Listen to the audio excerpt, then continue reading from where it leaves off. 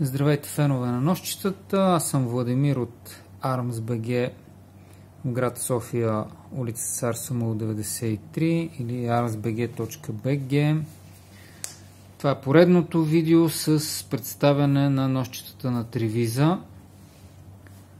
В него ще ви представя модела Taurus в две разновидности, които реално се различават малко. Започваме с модификацията 01R. Тя е, както и другото ножче, с острие от 110 слойна дамаска стомана, като имат разлика в шарката. Основно, иначе като материал са еднакви.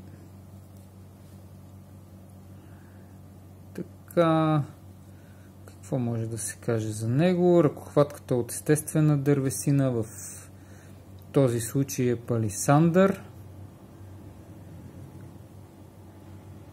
Може да се види добре. Разделителчето също е стоманено. Тук не е от материала, който е направен чиренът, както обикновено при другите модели. Щипката за закрепване не може да бъде поставена от другата страна. И двете ножчета имат различни на цвят шайбички от титан отцветени. С керамични лагери са и двата ножа. Лайнер лок за включване.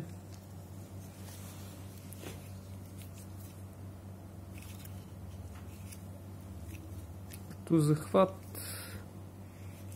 захват са, може да се каже, сравнително удобни. Има накатка за опора на пръста, дори извивка отгоре. Така, дължината му е 208,5 мм, острието е 92 мм. Дебело е 3 мм. Ето тук може да се види, има една осичка за връзчица да се закрепи на нея. Острието е закалено на между 59 и 61 единици. По данни на производителя. Доста красиво ножче на една цена от 173 лева. Просто с такива данни като материали и изработка, поне на този етап, са малко предложенията. Ето е другата модификация. Тя е с желязно дърво на чирените. Пак е с стоманен разделител. Шайбичките са в син цвят. В общи линии това са разликите между двата ножа, като този е малко по-скъп, 180 лева. Красиво и удобно ножче.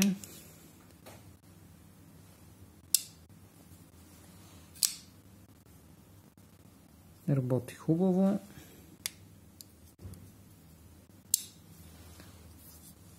106,7 грама, което го прави сравнително лекичък.